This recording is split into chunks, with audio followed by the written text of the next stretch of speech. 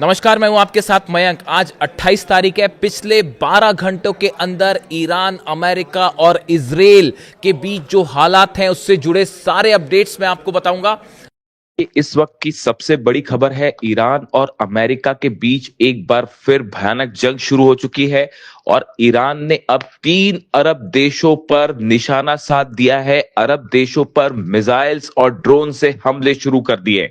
देखिए, लगातार दूसरे दिन अमेरिका ने ईरान पर हमले किए हैं। ये हमले 3 आइलैंड्स पर हुए हैं, 3 ठिकानों पर हुए हैं। सिरिक आइलैंड, केशम आइलैंड और बंदर लेंगा जो शहर है, यहां पर ये हमले किए गए। 10 मिलिट्री साइट्स को, ईरान की 10 मिलिट्री साइट्स को जो है वो निशाना बनाया गया है। और खास तौर पर ये जो हमले थे ये केशम और सिरिक आइलैंड पर किए गए। और अमेरिका के फाइटर जेट्स F-35 जेट से ये हमले किए गए हैं। बताया जा रहा है कि जो एयरक्राफ्ट कैरियर्स खड़े हैं अमेरिका के, वहां से इन जहाजों ने टेक ऑफ किया और भारी बमबारी की गई है ईरान के इन द्वीपों के ऊपर। उसके बाद हालात ये है कि ईरान ने जबरदस्त पलटवार शुरू कर दिया है। बहरीन में, कुवैत में, इराक में इस समय हमले जारी हैं। सबसे बड़े हमले बहरीन और कुवैत में हुए हैं। कुवैत में अली अल सलेम एयर बेस पर ईरान ने खैबर मिसाइल से बड़ा अटैक किया है और बड़े नुकसान की खबरें आ रही हैं। अमेरिका के बेस को एक बार फिर ईरान ने दहला दिया है और बड़ा नुकसान हुआ है। यहां पर इस तरह की खबरें आ रही हैं। देखिए, अली अल सलेम एयर बेस जो है कुवैत का, यहां पर बड़ी संख्या में अमेरिका के जेट्स मौजूद हैं, अमेरिका के सैनिक मौजूद हैं और इसे निशाना बनाया गया। और एक बार फिर अमेरिका का पेट्रियट सिस्टम खैबर मिसाइल के सामने बुरी तरह से फेल साबित हुआ है। बताया जा रहा है कि कई ड्रोन्स भी लॉन्च कर दिए गए हैं कुवैत के ऊपर और कई जगह धमाके की खबरें भी आ रही हैं इस समय कुवैत पर, यानी कुवैत पर बड़ा हमला कर दिया है ईरान ने। इसी के साथ जो है बहरीन में पोर्ट सलमान बेस है, मनामा में, बहरीन की राजधानी में, जहां पर अमेरिका का अड्डा है। खास तौर पर फिफ्थ फ्लीट जो है नेवी की, जिसको पहले भी कई बार ईरान ने निशाना बनाया है।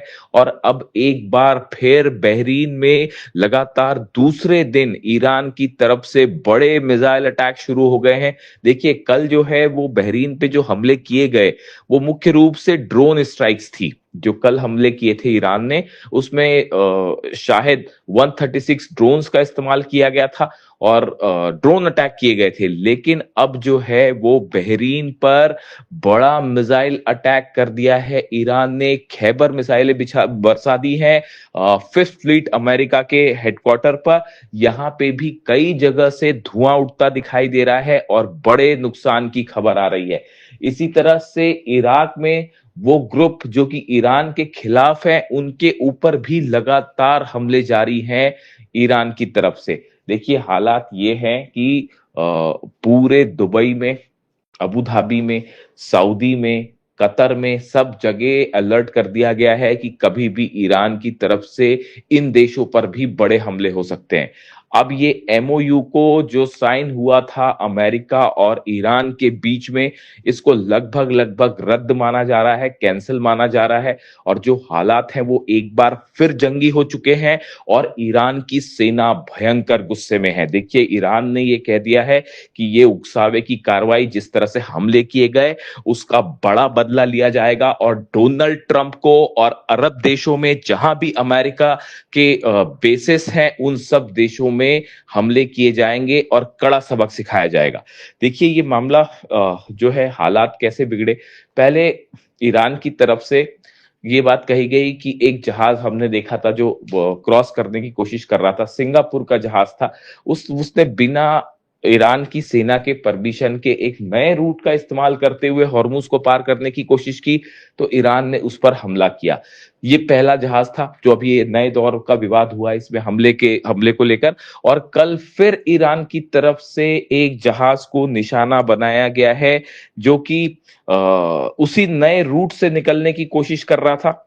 और इसको ईरान की तरफ से जो है वो वार्निंग दी गई कि इस जहाज को रोकने के लिए कहा गया, लेकिन ये जहाज नहीं रुका। इस पे पनामा का फ्लैग लगा हुआ था, पनामा फ्लैग शिप था, एमटी कीकू इसका नाम बताया जा रहा है, और इसमें 2 मिलियन बैरल ऑयल था, 2 मिलियन बैरल ऑयल भी इस पे था। ईरान की तरफ से इसे रोकने की बात कही गई, वार्निंग्स दी गई, लेकिन जहाज नहीं रुका तो ईरान ने हमले कर दिए। देखिए दरअसल अब ये पूरी जंग जो है वो हॉर्मूज पर कंट्रोल को लेकर शुरू हो गई है।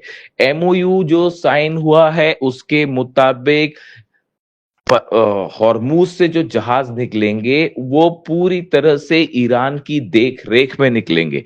यानी हॉर्मूज खुलता है तो ईरान की देख रेख में जो है वो खुलेगा। लेकिन अब हालात ये हैं कि अमेरिका कई अरब मुल्कों के साथ मिलकर हॉर्मूज में एक नया रास्ता बनाने की कोशिश में जुटा है। वो पूरी तरह से ईरान को बाईपास करके यहां से जहाज निकालना चाहता है। ये एक बड़ी साजिश बताई जा रही है अमेरिका की कुछ अरब देशों के साथ मिलकर हॉर्मूज में, ऐसा ईरान का कहना है। ईरान ने साफ कर दिया है कि हॉर्मूज ईरान का था, ईरान का है और ईरान का रहेगा, और यहां पर किसी तरह की साजिश होगी तो उसका जवाब खैबर मिसाइलों से दिया जाएगा, उसका जवाब ड्रोन से दिया जाएगा। और हॉर्मूज में एक बार फिर ईरान की तरफ से जो हमले हुए हैं उसने ये साबित कर दिया है कि अमेरिका चाहे लाख कोशिश करे, किसी भी अरब देश के साथ मिलकर कोई कोशिश कर ले हॉर्मूज पर कंट्रोल करने की, लेकिन हकीकत यह है कि हॉर्मूज में ईरान की परमिशन के बिना परिंदा भी पर नहीं मार सकता। और पिछले 2 दिन से ये हमले हो रहे हैं, ये बात एक बार फिर बता रहे हैं कि अमेरिका को मुंह की खानी पड़ेगी हॉर्मूज में। देखिए हालात ये है, ये जितने समय का सीज फायर रहा, जितने आइलैंड्स थे उन सब आइलैंड्स पर ईरान ने अपने मिसाइल लॉन्चर्स को मजबूत कर लिया है, अपने ड्रोन लॉन्चर्स को मजबूत कर लिया है। इसका नतीजा यह है कि अगर ईरान की सेना की जानकारी के बिना जहाज निकलने की कोशिश करेंगे तो ईरान सीधा उन्हें निशाना बनाएगा और अमेरिका उनकी रक्षा नहीं कर सकता। आज बहरीन पर जिस तरह से हमले हो रहे हैं, कुवैत पर हमले हो रहे हैं, इसने एक बार फिर साबित कर दिया है कि अमेरिका अरब देशों की रक्षा नहीं कर सकता। अरब देशों का विश्वास अमेरिका से उठ चुका है। इसीलिए ईरान की तरफ से कहा गया था कि आप अमेरिका को एयर स्पेस ना दें, अमेरिका को हमले करने के लिए अपने देश की जमीन ना दें, वरना अंजाम बुरा होगा। और एक बार फिर मामला उसी तरफ बढ़ता दिखाई दे रहा है। अब हालात ये हैं कि एमओयू और सीज फायर जो है वो पूरी तरह से तार तार हो चुका है, मामला बिगड़ चुका है। डोनाल्ड ट्रंप की तरफ से एक बार फिर नई वार्निंग आई है। डोनाल्ड ट्रंप ने कहा है कि no longer able to be reasonable. उन्होंने कहा है कि अब और संयम नहीं बरता जाएगा, ज्यादा रीजनेबल और नहीं हुआ जा सकता। Would be forced to militarily complete the job. उन्होंने कहा है कि अब सेना की मदद से हमारा लक्ष्य पूरा किया जाएगा। इसे एक प्रकार से इस बात का ऐलान माना जा रहा है कि अब अमेरिका और ईरान के बीच हालात और खराब होंगे और बड़ी जंग शुरू हो सकती है। इसी बात की वार्निंग रूस की तरफ से दी गई थी, इसी बात की वार्निंग चाइना की तरफ से दी गई थी। मैं आपको बार बार अपने वीडियोस में यह बात कह रहा था कि एक बार फिर धोखा होगा, एक बार फिर धोखा होगा, और देखिए वही बात सही साबित हुई। हमने एमओयू, जिस दिन एमओयू साइन हुआ था उसी दिन हमने अपने पॉडकास्ट में आपको बताया था कि इस एमओयू की कई शर्तें ऐसी हैं जिन्हें पूरा करना बेहद मुश्किल है, और ये एमओयू ज्यादा दिनों तक टिक नहीं पाएगा। और इस एमओयू के पीछे, पर्दे के पीछे ईरान के खिलाफ कई साजिश रची जा रही है।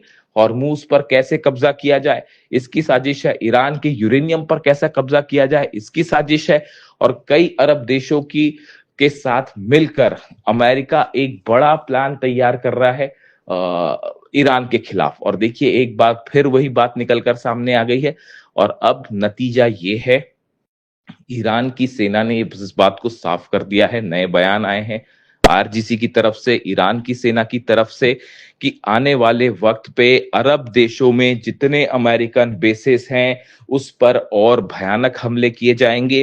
हॉर्मूज में हर चैलेंज का सख्त जवाब दिया जाएगा, ऐसा करारा जवाब जो शायद पहले भी नहीं देखा होगा।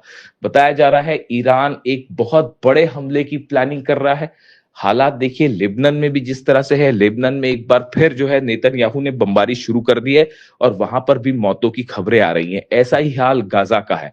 लेबनान में जिस तरह से समझौता हुआ, लेबनान की सरकार जो कि अमेरिका की पिट्ठू है उसके बीच में और इजराइल के बीच में, उस समझौते को मानने से लेबनान के लोगों ने ही इनकार कर दिया है। नतीजा ये है, सड़कों पर हजारों लोग हैं, लाखों लोग हैं जो इस समझौते का विरोध कर रहे हैं, इजराइल का विरोध कर रहे हैं। लेबनान में जो है वो ऐसे हालात हैं कि सड़कों पर लाखों लोगों का प्रदर्शन और गुस्सा देखने को मिल रहा है। एक सिविल वॉर छिड़ चुका है।